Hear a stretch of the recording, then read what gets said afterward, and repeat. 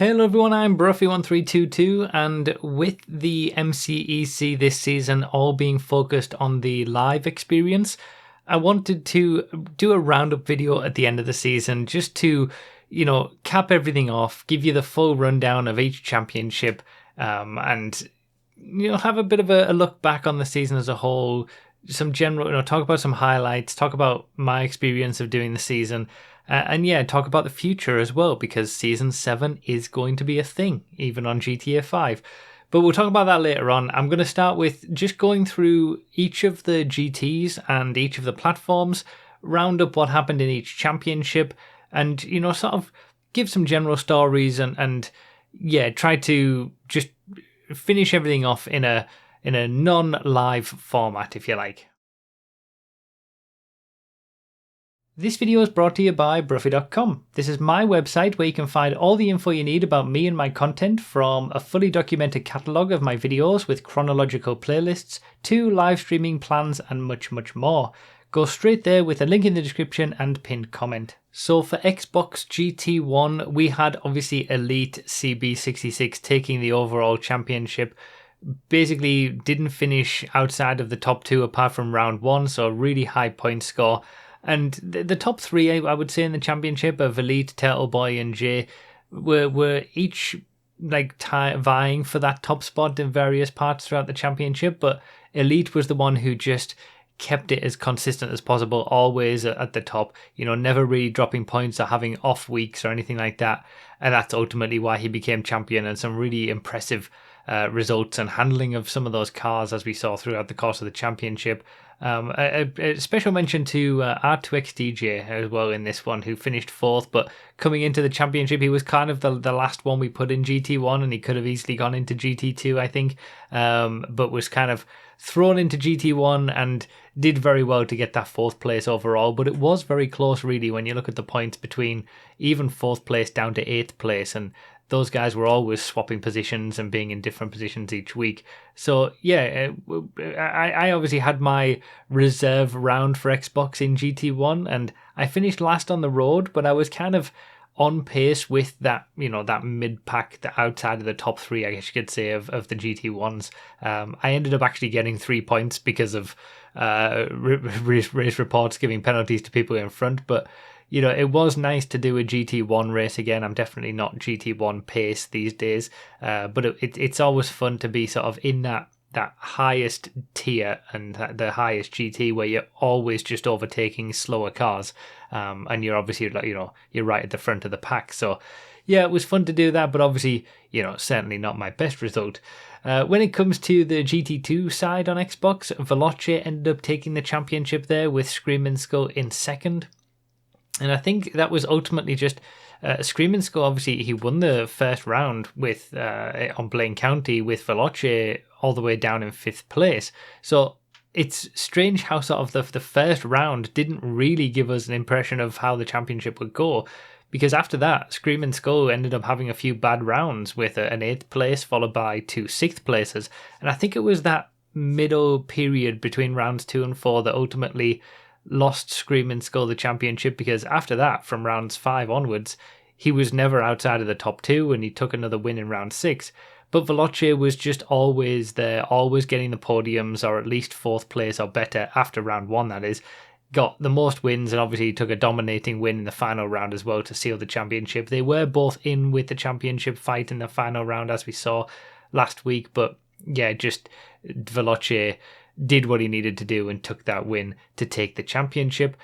Grizzly Dust got that 3rd place just at the end there, with very close in terms of the points between 3rd all the way down to 6th place.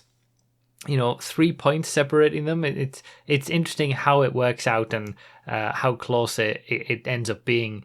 And obviously we will see Grizzly Dust. Grizzly Dust was the first person for a long time to win a race on 2 separate platforms. He won round 7 on Xbox, which was where he was racing permanently, and he also did a reserve race for GT2 on PC and took the win there as well. So yeah, well done to him, and well done on getting that 3rd place overall in the championship.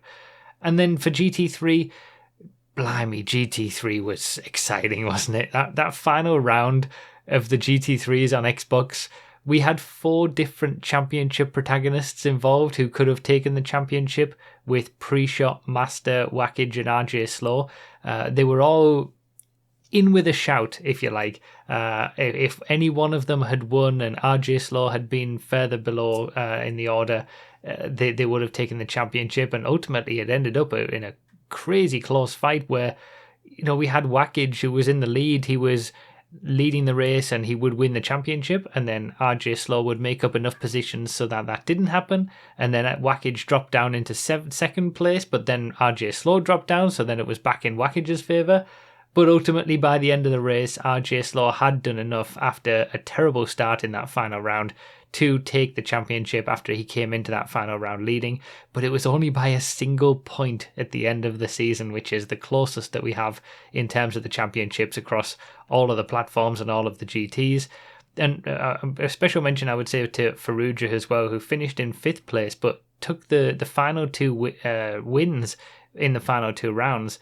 So he was only a point off 4th place and only 10 points off the overall victory in the championship. And I think, if he'd had that pace all the way through the season, when you think that round 1 and round 3, he ended up getting 2 7th places with a 5th place in between.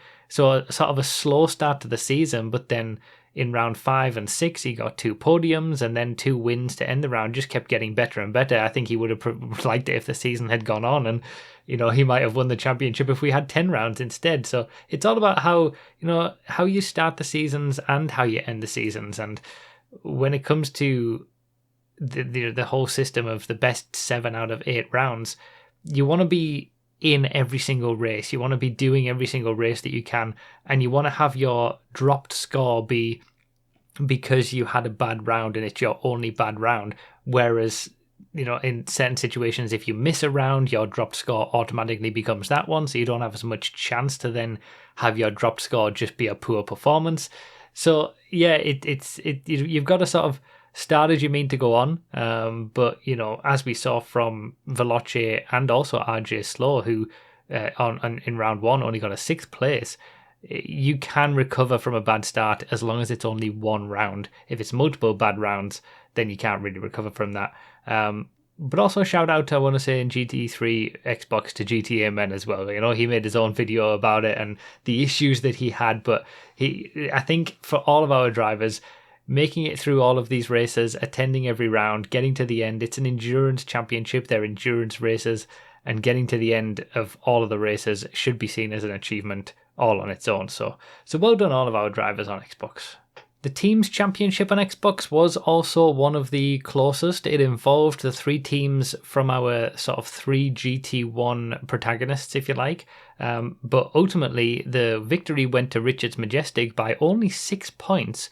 And none of the drivers for Richards Majestic, of Turtle Boy for GT1, Grizzly Dust for GT2, and Faruja for GT3, actually won their individual championships, and that's quite rare. Normally the team's champion will have at least one of the individual champions alongside it, often 2, sometimes 3 if you'd have to look back at the the previous records and things. But yeah, for none of the drivers, basically they're all, obviously Turtle Boy finished in 2nd place in GT1, Grizzly Dust finished 3rd place in GT2, and Faruja was 5th place but with a strong finish in GT3.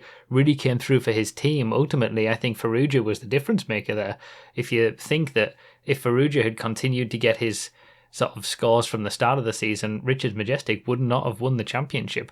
So getting those final 2 wins, converting sort of the podiums and the middle pack finishes into wins, gave them those extra 6 points that they needed to overhaul Los Santos Customs, which obviously contained our GT1 champion of Elite. So yeah, well done to Richards Majestic. Very good there. And even if that's one of the things, even if you're not in the fight for a individual championship, there is a team's championship to go, and that is a championship that goes down on your name, that you won. So yeah, that's all recorded on the stats spreadsheet as well. And those 3, even though they didn't win individual championships, they have still won a championship together as the Richards Majestic team. So we'll turn our attention to PC now, and Street Dog obviously took the win with an incredibly high score of 81 by the end. And when you consider that he won 6 races out of the 8 total and the 7 that count, and the other 2 being second places. It was pretty dominant by the end, but Harry in second place, he really gave him a good run for his money in some of the rounds, and certainly by round 6 when Street Dog had 4 victories and Harry had 2 victories at that point. If Harry had won those final 2 races, then it would have been quite tight going into the championship fight at the end. But I think, even though Harry had the pace on Street Dog in some of the races, just that consistency wasn't there, and Street Dog never really put a foot wrong, and that is ultimately what you need to be winning these championships, in the same way as Elite on the Xbox side, especially for GT1, just not making mistakes and being consistently quick is what's going to make you take the victories. And yeah, to get, especially in GT1, to get 6 wins out of 8 is really good. So obviously Harry shared the other 2 wins with Street Dog. Those were the only 2 to get victories in GT1 on PC. Questicles was kind of on his own in third place with that 49 points, not decent enough away from the rest of the pack, who were all fighting over 4th, but without a win, unfortunately, and he came close on round 7 to getting that first victory, but didn't quite manage to do it. But ultimately still a very solid performance throughout the course of the season. In GT2, Moggy was, again, you could say a dominant victory when you look at that points difference, but when you take into account that Lemonade in third place missed the first 3 rounds, came into the championship as a late reserve, and Danny Annie, who has finished second place overall, missed the final round and finished in 8th place in the first round. It wasn't as dominant from round to round as it looks, but ultimately, again, it's the person who is there every race, always getting these consistent podiums. I think there was only one race where Moggy was off the podium, and ultimately that was the race that was dropped anyway when you look at your best 7. So yeah, just consistently up there, 3 victories. It never really looked in doubt after the first 2 rounds when he took the first 2 wins.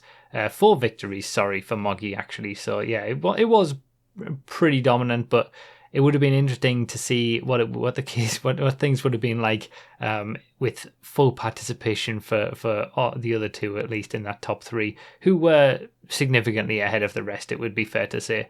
But quite interesting battles further down, especially between Cloud and Trumpet Master, who couldn't be separated in round 1 and almost couldn't be separated by the end of the season as well, with only 1 point between them. And obviously, as you can see there, Grizzly Dust with his 12 points right at the bottom of the championship table for his 1 reserve round, getting those 2 wins on 2 different platforms in GT2. And then in GT3, obviously we saw that this was a 2-way fight between Purity and Shred. They were just dominant throughout the course of the season. I will shout out Shred because he hadn't raced since season 3. He was a true old school racer. I think he raced in maybe not season 1, but certainly season 2 and 3. And that's, we're talking 2016, 10 years ago. Didn't race in seasons 4 and 5, which on their own are sort of 6 and 7 or 8 years ago. And then has come back and done pretty well, to be fair, in GT3 against tough competition in Purity, and they took it right down to the wire. But just like Veloce did in GT2 on Xbox, Purity went into the final race, took the win to steal the championship. And then it was a decent fight over third place between Lars and Jotson. Lars ultimately getting it, but it was quite close. And yeah, I think when you're looking at it, Purity and Shred, they could have easily, you kind of see them as maybe a GT 2.5, the same with sort of Moggy and Danny and Lemonade could have been a GT 1.5, and the back end of the GT2s could quite easily go with Purity and Shred. It's difficult to always put people in the right GTs. So ultimately, especially when you've got 27 people trying to be spread over 3 GTs, you're going to have a little bit of that. But that's what Season 7 is going to hopefully try to fix. But yeah, without Purity and Shred, it would have been an interesting battle between Lars and Jotson for the victory. But again, then you wouldn't have had much beyond that. So it would have still been a 2-way fight. In the Teams Championship on PC, Los Santos Customs, which did have one of our championship winners with Purity from GT3, and then Harry, our championship contender in GT1, but ultimately finished in second place, alongside Veralax in GT2, took the overall championship by only 12 points ahead of Globe Oil, so it was close going into that final round, and they ended up, Los Santos Customs got 25 points in round 8 and Globe Oil got 24, and Globe Oil needed to sort of overhaul them by 11 points, I think, to take the championship going into that final round, so it was never really going to happen. But obviously Globe Oil had our GT1 champion of Street Dog, but just not quite enough from Globe Oil to overhaul Los Santos Customs, with Los Santos Customs getting their first Teams championship since Season 1, when I raced for them back on PS3. So that's how long it's been. That's sort of 12 years between championships for Los Santos Customs. But yeah, they did very good to get that one on PC in a quite close battle at the top there. And finally, for PS5, we really had some entertaining championship fight in that final round between Matix and Slumped God. They gave us a show all the way through, and I think it was interesting because at the start of the season, it seemed like it was going to be a battle between Matix and Parcelius, who ultimately finished in third place in the championship. They shared the first 2 rounds in terms of wins. Parcelius got the first win and Matix got the second win, but then they both missed round 3. And Slumped God, with 3 podiums in the first 3 races, then went on to win the next 2 races in rounds 4 and 5 to really give himself a good championship shot. Again, that same situation of just being there in every race, maximizing what you can do. And it was a very exciting round 8 on the North Loop, where the championship changed hands multiple times throughout the course of that race. If you haven't seen the PS5 race around the North Loop, I would recommend it, because yeah, it was exciting with mistakes and crashes, and yeah, the championship could have gone either way at multiple times, but ultimately Maddox took the championship by those 3 points, with Slumped God in a very solid second place after a great season, and Parcelius in third. A good shout out there, I think, to Nico and Diglett in 4th and 5th. It's quite the glow up from Diglett from GT3 champion to GT1, and initially at the start of the season, I was kind of skeptical about that. Like, are we really putting someone straight from GT3 to GT1? I know it's been 6 years, but that seems like quite a big jump. But he handled himself very well. Ultimately got his best result of the 2nd place in the final race, and was really competitive with the other top 3 throughout that race as well. And yeah, great season for Diglett, and I'm happy to give him the credit for that. Nico as well, again finishing in 4th place on countback after having missed the first 2 rounds. It's good to see, you know, those stories throughout the season, and highlight some stories that aren't just the winners, because there's a lot of drivers here and we can't always focus on everybody throughout the course of every single race. But to be able to highlight some of them at least now is nice to do. And one of those that I want to highlight is Pasha down in 8th place. Was kind of the similar situation to what I talked about with R2XDJ on Xbox, where kind of a sort of GT 1.5 could have easily been in GT2. Probably would have done well in GT2, but got thrown into GT1 because there were, you know, somebody had to go into GT1, if you like. We needed 9 drivers, and say the top 8 were ready. We had 1 extra spot available, and Pasha, more so than not, would finish last on track in these GT1 races on PS5, but was there every single round. You know, he was there, he made it to the end of every single race, didn't quit out early on like it would have been very easy to do, and I have to give immense credit for that, and great staying power for Pasha, and maybe for season 7 he'll be in a better represented GT and not stuck with people who are, you know, clearly faster, and anybody from GT2 could have taken his spot in GT1 and probably had exactly the same situation happen to them, so it was just the way that it fell. Speaking of GT2, maybe there would have been one person who would have been able to be a little bit more competitive in GT1 with DB Cooper. Another runaway victory with 6 out of the 8 rounds won by DB Cooper. Similar to Street Dog, with obviously the 7 rounds that counted were 6 victories and 1 second place. yeah, it was quite dominant considering he won the first 5 races. The championship was basically already over at that point. Probably could have been in GT1, but then you would have had second place Trusk, who finished in second place in each of those first 5 races. He would have won those first 5 races. So you can't, you can think about the way that you could have moved people around, but ultimately you've got to race who you race with. And DB Cooper and Trusk were first and second in each of those first 5 races, which was kind of crazy. And then thankfully they did reverse those positions for round 6, and Trusk did manage to get his win, which was nice to see. Brady in third place got his win in round 7 as well, but ultimately those were the only 3 that got the wins throughout the course of the season. However, again, attendance for GT2 PS5 was very good. Pretty much everyone getting to all of the races without any reserve usage or dropouts or anything like that. So very impressive from everyone there, and good racing throughout as well. We had some exciting racing and close finish for 4th place in the way that the points went as well. When it comes to GT3 on PS5, we obviously had AG Axo take the win, 4 points only ahead of TS Nobody. They shared a lot of the victories. We had AG Axo taking 3 victories, whereas TS Nobody took 2. Did miss 1 round. I obviously stood in for TS Nobody in round 3 in the snow race, and I got that podium for my only podium out of the 3 races that I did. I did race in the PC race in round 8 as well, but the less we talk about that, the better.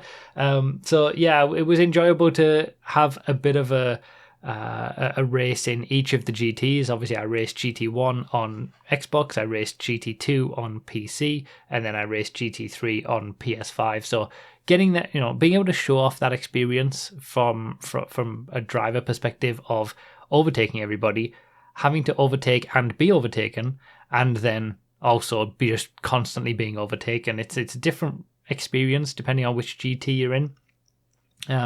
But certainly, again, like we've said, I think AG Axo and TS Nobody were kind of like GT 2.5, if you like.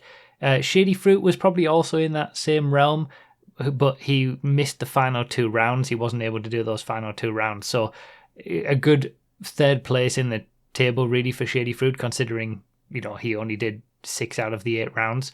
But I think any of those top 3 in GT3 could have also done well in GT2, just like the top few in GT2 could have done well in GT1, or at least, mid-pack. So, yeah, it was always probably going to be between AG Axo and TS Nobody, and that did end up being the case. And to have only 4 points separating them at the end, it was very close ultimately, and they definitely showed their class in GT3. The Teams Championship on PS5 was a lot more dominant than it was on the other platforms, to the point where PressFX had the championship sewn up before the final round had even happened.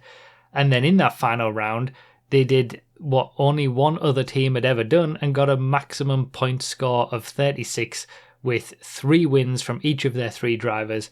We had Matix, our GT1 champion, DB Cooper, our GT2 champion, and TS Nobody, our GT3 second place driver in the championship. When you understand that, you understand why PressFX as a team was so dominant. You have 2 champions for 2 GTs and 1 second place in the championship. No team is ever going to be able to beat that, and that is usually how it goes when you've got at least one of the champions, but certainly when you've got 2 champions, 2 individual champions in the team, they're going to be winning the team's championship, and PressFX certainly dominated this one. And to get that full point score with 3 victories from each of their team members in the final round, it was coming. They had almost perfect round in round 2, but they got that perfect round in round 8, and it was never going to be any different, really, from the very start. In terms of the overall Teams Championship, which is just a little bit of extra fun that we do, where it's just combining the points of all the teams from all of the platforms, Los Santos Customs came out on top with a decent point score. So even though PressFX dominated on PS5, Los Santos Customs across all of the championships did the best overall across all the platforms. And when you look at it, obviously, Los Santos Customs won the PC championship for the teams, but was in second place on Xbox by only 6 points, and then was in third place on PS5. So the Los Santos Customs across the board, across all three platforms, has done pretty well this season, and sort of a return to form, or considering, like I said, Los Santos Customs haven't won since season 1, they really stamped some authority onto this one and got rid of that long time need to win another teams championship, and did it twice with the overall teams championship as well. And yeah, there's just a little bit of extra fun when it comes to the overall standings, because it's a lot of drivers to keep in mind, and there's all sorts of reserves that happen and stuff like that. But yeah, Los Santos Customs across all three platforms overall did the best.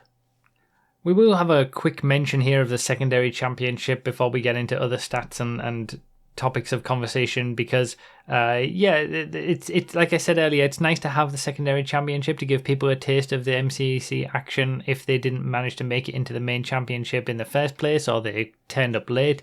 And ultimately it was nice to have a lot of drivers make it into the main championship as reserve drivers as well from doing well in the secondary. When it comes to the championships themselves, there was usually a dominant person in GT4 and GT5 on most of the platforms. So on Xbox, it was a full 80 points for Mixman in GT4 and MLN Josh in GT5. Maximum points, 20 points from each round, each of the 4 rounds, 4 victories each.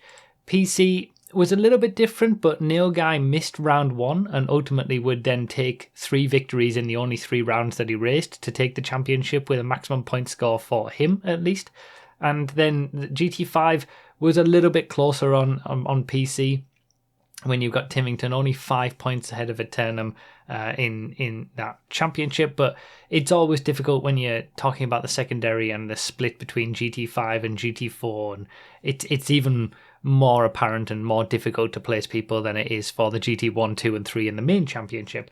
When it comes to the PS5 championship, again, another perfect point score for Saints Fan in GT5, just took 4 wins from 4. You could have said maybe we should have put Saints Fan in GT4, and then we would have had an interesting fight for the championship between BD Dam and John Boy in GT5. But then they pretty much would have shared the victories. So then, it's difficult when it comes to that sort of stuff. But Season 7 should be interesting for that. And then obviously my highlight for the entire season, I chose to race in the secondary championship. And I think it was a good decision because it was a lot less stress. I wasn't racing every single week when it comes to main championship rounds. And my highlight was round 3 of the secondary championship on PS5 in GT4 in the vans on Granite, taking my first MCEC race victory for 9 years, ever since Season 4, Round 8, around Ron in the Gauntlet. Yeah, it was kind of special, and I'd had a really, really rough week before that as well. And it came at exactly the right time, and I was surprised that it helped me to sort of be in the championship fight. I wasn't really in a championship fight before that round. Getting those 20 points thrust me right back into it, and ultimately it was what won me the championship. Those were the 3 points difference between first and second that I wasn't expecting coming into this, that I was going to be winning the GT4 championship. That I was, especially after the first round, I was able to stick with the top guys a little bit for the first part of the race, but then the mistakes crept in, and ultimately I ended up finishing in 6th, and then I followed it up with a 7th place finish in round 2. Nothing that was showing any kind of championship aspirations, but that win in round 3 meant that I just needed to finish within touching distance of Cool Cars Carter for round 4, and I was able to do that, and I took the win. So now I've won a championship in the MCEC in GT1, 2, 3 and 4. Maybe GT5 is next, who knows. But yeah, obviously that was a very personal highlight to me. And the secondary championship it's difficult because people come in and out of it. It's drop in, drop out. If people move up, Nico, for example, won the first secondary championship race, but then he moved up into the main championship and was then ineligible to win the secondary, participate in the secondary championship, because it's all about giving people a taste of the action and letting as many people race as possible. So if you're already racing in the main championship, you shouldn't really be taking the place of someone in the secondary. So, there's all that aspect as well, but hey, I'll take it. I'll take my first MCEC win in 9 years. I'll take a GT4 championship, especially considering I wasn't really expecting anything coming into it. And like I said, it's always nice to see people participate in the secondary and then move up to the main championship when those opportunities arise. So a couple of stats now, and the best attended GTs were, I would say PC GT3 was kind of second best. The PC GT3 guys were, for a long time, only I think one reserve driver was used, but towards the end of the championship a few more came into it, but ultimately there was not many, most of the PC GT3 drivers made it to every single round, but nothing really beats PS5 GT2 this season. PS5 GT2 was so close to, I think, being the first time ever using no reserves for a single class. It was quite remarkable. Going into, after the first 7 rounds, all 9 PS5 GT2 drivers had done every single round with no reserves used or anything like that, which is incredibly rare. And if you look at the main tables on the spreadsheet, you'll see that there's, 11, 12, 13, 14, 15 drivers for each GT because of reserve usage and people not being able to make every single round. So it was only one person right at the very end that couldn't do round 8, but that is probably the best attended GT that we've ever had in any on any platform in any season. So well done to all of those drivers. We had 5 different winners across all of the 8 rounds in PS5 GT3 and Xbox Series X GT3. All of the others had 4 winners or less, and PC GT1 and GT3 was the lowest, with only 2 drivers sharing the wins in both of those championships. But yeah, to have across 8 rounds to have 5 different winners for PS5 GT3 and Xbox Series X GT3, that's pretty cool, and it shows why Xbox Series GT3 was so close in terms of the championship by the end.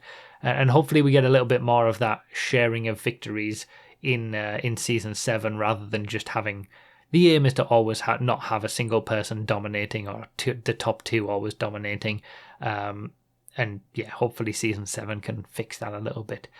In terms of the team stuff, this was PressOfX's 4th Teams Championship after winning on Xbox in Seasons 1, 2 and 3. So they've gone out of the gate very early and then haven't won since. And Richard's Majestic's 3rd Teams Championship to be sort of 2nd place overall for the teams after winning on PS4 in Seasons 3 and 5. So after obviously Los Santos Customs, as I mentioned earlier, won their 2nd championship and the first since Season 1, there's only 4 teams now that are on one single championship to their name. That's 24/7, LSDWP, Maze Bank and U-Tool. So those are the remaining teams that only have one championship victory. And we'll see how that goes for the next season. I should at this point mention that if you are interested in all the MCEC stats, we do have a special stats spreadsheet, which is always linked in the description of every MCEC video, but it is going to get a major overhaul before Season 7 with car info, track info, and we're also going to be merging the secondary championship info into the main championship as well. So because of the way Season 7 is going to work, as I'll explain in a little bit, they're all kind of just becoming one big thing. So I'm going to take all the secondary championship stats, bring those into the main championship tables, and yeah, it's going to have the stats spreadsheet is basically going to have a massive overhaul before Season 7. So keep an eye on that in the run up to Season 7 if you like your stats and your historical records. In terms of how things went from sort of my side, a bit of a personal reflection on the season, I think this is probably the season of MCEC that I've enjoyed the most. And I think it has to be because I wasn't racing. Racing is always adds an extra element of stress. I was able to, I think I got into a good routine after the first couple of weeks of, every week we'd hit the same points of we need the reports in by a certain time. I'll look through them all, and because I wasn't racing, I could handle the reports with sort of no biases or just give my proper thoughts. And there was then an appeals process for any reports that would have to be in 24 hours after the reports were posted, and then it was info for the next race, and everything just kind of got into a good routine. And then when it comes to the broadcasting, obviously that was the hosting side. I think the hosting side went as well as it ever has. But then the broadcasting side, because I wasn't having to think about making a video within the week, I was just focused on the live stream. I think the live streams were a lot better than they were in previous seasons, because it was just fully honed in on one race, showcasing the best we can and trying to catch the information as good as we can. Obviously, the main problem I think is that you can miss things on live streams, so I would like to try and work out a better system to be able to get replays if overtakes happen and stuff like that. I think that's the main improvement I'd like to see, but certainly by the end, by round 8, my intros for the live streams, the way that the cameras swapped positions, the graphics, all of that kind of stuff was the best it's ever been. And I know some people are unhappy and disappointed, I guess is the word, that we don't have the highlights videos like we had from previous seasons, but they would take upwards of 10 to 15 hours to make every single week. To the point where in some seasons the highlights videos would come out sort of a month or two after the race had actually happened. I think not doing those and not racing freed me up a lot more to then focus on the hosting and focus on making the live streams as good as they could be. And with the live streams just getting better and better and better, with the hosting getting into a groove and a routine that worked nicely, I think that leads us very well into a season 7. Now that all of that has been sort of set, I think season 6 is probably put the MCEC in the best place it's been from the sort of hosting and broadcasting perspective. Ironed out a lot of the issues, and then season 7, hopefully, I feel like that's going to allow me to come back and race in one of the 3 races each week, and there'll still be plenty of free space in my mind to be able to focus on the hosting and the broadcasting, because it's all been ironed out throughout this season. I have to give a massive thank you. Obviously, I put a lot of time into MCEC. It takes up many hours in the run up to the season and then throughout the season every single week, but I wouldn't be able to do it on my own fully. So I have to give a massive thank you to everybody who helped me throughout the course of the season. Obviously, the main organisers we had on PS5, Brady, TS Nobody and B-Dogs. On Xbox, we had Specky and Menace. And on PC, we had Benny and Groggy. They were sort of there on the day in the lobbies, helping get people into sessions, helping set up the grids, all that kind of stuff, while I was busy focusing on the stream, getting up all the perspectives of drivers' streams, then introducing the races to you guys and bringing up the animations and stuff like that. They were the ones who were in the race, organising people, making sure it ran smoothly on the day. So I absolutely wouldn't be able to do any of it without people in the lobby doing that job. So thank you guys very much for that. Obviously, also our pit watchers.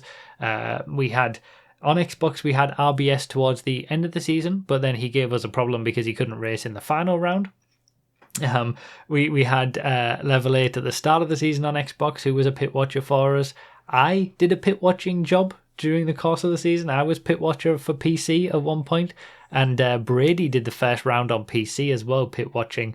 Ultimately, our biggest help for this was Dragon, who he did basically almost every single pit watching job on PS5, on PC, and then the final round on Xbox when RBS couldn't. So in the final round for round 8, Dragon did pit watching duty for all 3 races back to back. So yeah, he did a very good job with that. And yeah, thanks to all of our pit watchers for helping, alongside Flambe, who programmed the pit watching website that you might have been using throughout the course of the season if you were watching it live, but also is what our pit watchers used to track the pits and make sure everything went well. So thank you very much, Flambe, for developing that, and it's good to know we're going to get some use out of it in a few months as well. It wasn't just one and done. Our protector on PC, give a big thanks to him for allowing the PC championship to go ahead. It did cost me some money to be able to make that happen, but it was definitely worth it, because based on the logs that we saw, the PC races would not have made it to the end more so than they did if we just left it completely open. You know, when the state of PC GTA at the moment with modders and crashing sessions and things like that. We needed to have some protections in place basically, and it was good that we did. So yeah, it was nice to see that the PC championship was able to go through flawlessly, and thanks to our protector who helped us with that. Also, a bunch of other track makers I need to thank for getting the tracks on all the platforms and push through some last minute fixes. Obviously, the original creators of the tracks, but also the people who were on the platforms porting the tracks over. So TS Nobody was a big help in that. Floorball on the PC side, Verdolith and Skipster on the Xbox side, porting the tracks over to make sure that they're the same on each platform, and then making sure that their any issues are fixed before the race and stuff like that, which didn't always happen, but most of the time it did. And obviously it goes without saying, it didn't actually go without saying because I said it every single week, but a big thank you to Dinmite for his work on the animations that we saw. They were absolutely fantastic throughout the course of the season and really took the broadcast, I think, to the next level. And also Hammer in the booth, as my co-commentator alongside RDT and Nos when they were available. I think it just the whole live experience was just so great this time, and the whole season was, to be honest. So yeah, thanks to everybody. I think I've covered everybody there, but if I haven't, I'm sorry. But yeah, thanks to everybody who's helped throughout the course of the season, because I couldn't do it without me. Also, Dragon, who made the tables. The tables were a thing from previous seasons, but he sort of put the points into the tables each week, which meant it was a job that I didn't have to do essentially, and I could focus on the race reports. So yeah, thank you everybody who's helped this season. And thanks to all the drivers as well who participated, and hopefully you've all enjoyed. And thanks to all of you for watching. And again, hopefully you've all enjoyed what has been, I think, probably the best season of MCEC that we've ever had. Even if we haven't had the highlights videos, everything else has been pretty much as good as it could be. Which leads me nicely into why we're doing a second season. I say a second season. We have 6 years between season 5 and season 6, and then 2 seasons come in the same year. We will return for season 7, and I think that is in no small part because season 6 has just gone so well, and I've enjoyed it. And and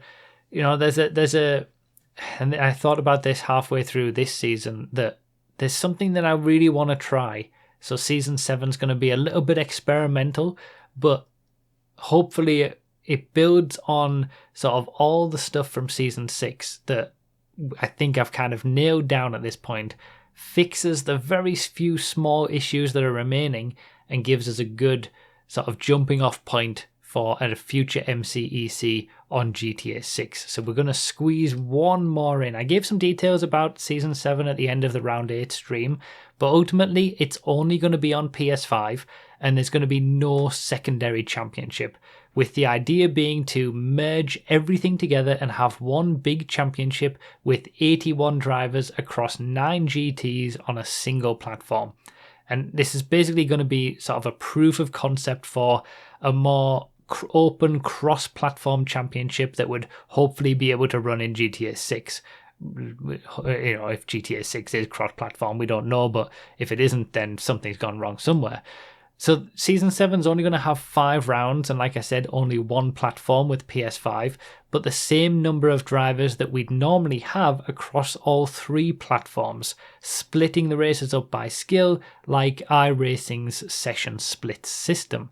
So 9 GTs of 9 drivers from GT1 to GT9, with the fastest drivers in GT1, the next fastest in GT2, and so on, all the way down to GT9.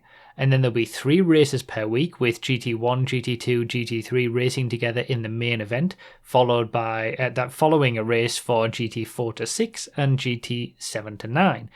And like I said, I think we really nailed down the formula for season 6 from a hosting, organising, broadcasting perspective, and I think this new format would solve the remaining issues of selecting drivers who will race at all from the start of the championship, selecting the drivers for each GT, and the fact that we do the same races 3 times every week.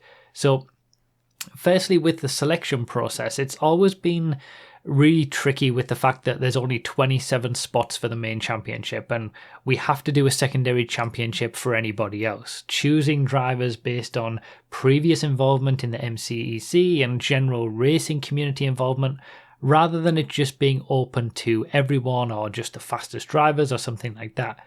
With 81 driver spots on a single platform, my hope is that the only people who miss out and be put on the reserve list will be those who can't actually make all of the rounds, and everyone will get the full championship action rather than sort of being resigned to a secondary championship with a slightly different rule set.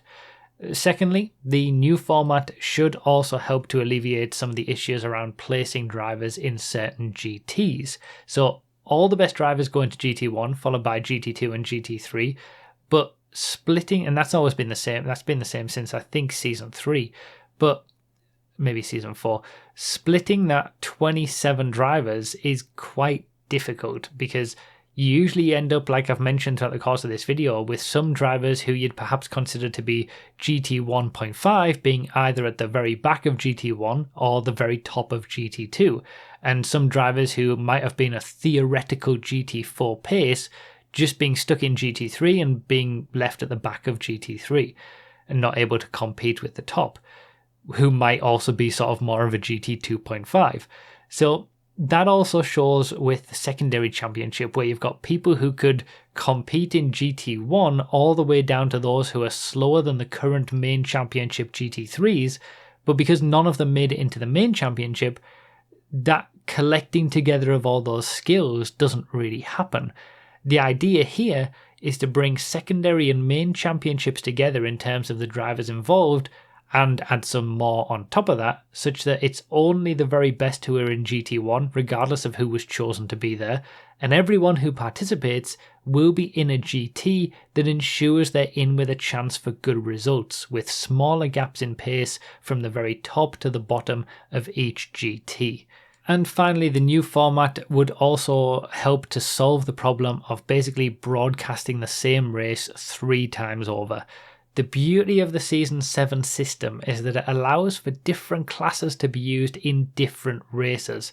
So while all 3 races will be on the same track each week and run to the same rules and the same amount of time and everything, the GT 1 to 3 race might be in muscle cars, while the GT 7 to 9 race might be in sedans. This means that each race will be a different experience for, watching, and we get to see more classes of car rather than just being limited to how many rounds of the championship we have. It's not just all sports cars and all the same sports car for 3 races because we'd have to do the same race across 3 different platforms for a single round. We can have sports cars, supercars, and muscle cars in the 3 different races. But beyond that, we can also catered the car selections to the drivers much better. So the GT 1 to 3 race can be classes and cars that are more challenging to drive and maximize, with the opposite being the case for the GT 7 to 9 race, where we can put easier to drive cars to give for the lower skilled drivers to give a better racing experience for them and a better, closer viewing experience for us and you guys who might be watching those races.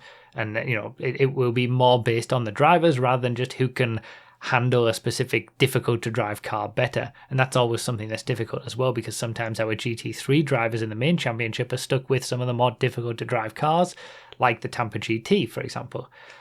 Everything else will basically remain the same from Season 6. So if you missed out on this season, or came into things too late and only did a few rounds of the secondary championship, or you didn't get the chance to reserve for the main championship but you were a secondary driver, this will be the last chance to join an MCEC event on GTA 5.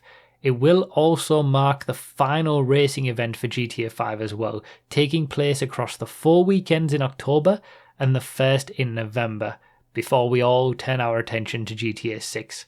So if you want to know more concrete details when they're all ironed out, as well as be notified when sign-ups open for Season 7, simply make sure you're in the MCEC Discord, which I'll link below, and leave notifications turned on for it. I'll send out a ping to everyone when it's ready to go again. Until then, the server will remain dormant, so don't worry that there's no activity, but as long as you're in there, you'll get a notification when it's time to sign up and start all over again for Season 7. Obviously, for those on PS5, for those not on PS5, there won't be a Season 7, but PS5 was just the best attended this season across main and secondary championships. A number of people on Xbox were just placed there for space issues, but could have also raced on PS5 as well, and PC players would need at least one of the consoles for GTA 6 anyway. Obviously, not everybody's going to do that, but it's a consideration to keep in mind. Plus, it's also a shorter proof of concept season rather than a full thing like Season 6 has been. So drivers from Season 6 will get priority even if they're coming from a different platform. But either way, if you have a PS5, if you have it available in your house and you just don't use it for GTA, or you were planning to get one for GTA 6 anyway, now might be the time to do so if you want to be involved in Season 7 in order to make sure your GTA Online character is ready to go and has enough money to buy the cars that are going to be needed for Season 7 in October. By the way, I make no promises that you'll actually be able to join for Season 7. 81 drivers is a lot, and that number would have allowed us to basically have everyone who applied for Season 6 on PS5 all race, but I can't guarantee the number of signups that we'll have when Season 7 rolls around, especially with it being, the final GTA racing event before GTA 6. Either way, the chances to join are higher than they've ever been, given the single platform with more participants nature of the event, and it is scalable as well. So we could theoretically have a GT 10 to 12 if we had way over 100 signups, although I do think that's unlikely. But yeah, Season 7 is going to be happening. You just need to be in the MCEC Discord to be notified of the information and how to sign up when that all happens. And I think there were plenty of people who didn't get the chance to participate in Season 6, missed the sign-ups, came into it late, and this will be your last chance to do it on GTA 5. So, the link, like I said, for the Discord will be in the description, first line of the description, and the pinned comment. Just make sure you're a member of that, and you get a notification when it goes live. I'll also mention it on streams and stuff like that at the same time, but that's the guaranteed place, and you're going to need to be in that server for Season 7 anyway. So yeah, that is the full roundup. I wasn't expecting it to be this long, but yeah, I suppose when you're not doing highlight videos throughout the course of a season, you've got to talk about it all in one go, in one video at the end. But yeah, that's it. That's the roundup. Season 6 is done. We've gone over each of the platforms, each of the GTs, crowned our champions for teams and individuals. I've had a little bit of personal reflection and my highlights of the season, and I've given you basically all the details for Season 7. That is, I don't think there's really anything else to mention about Season 7 that I haven't already said. So yeah, let me know all your thoughts down below about how the season went. There is a feedback form as well if you want to fill that out.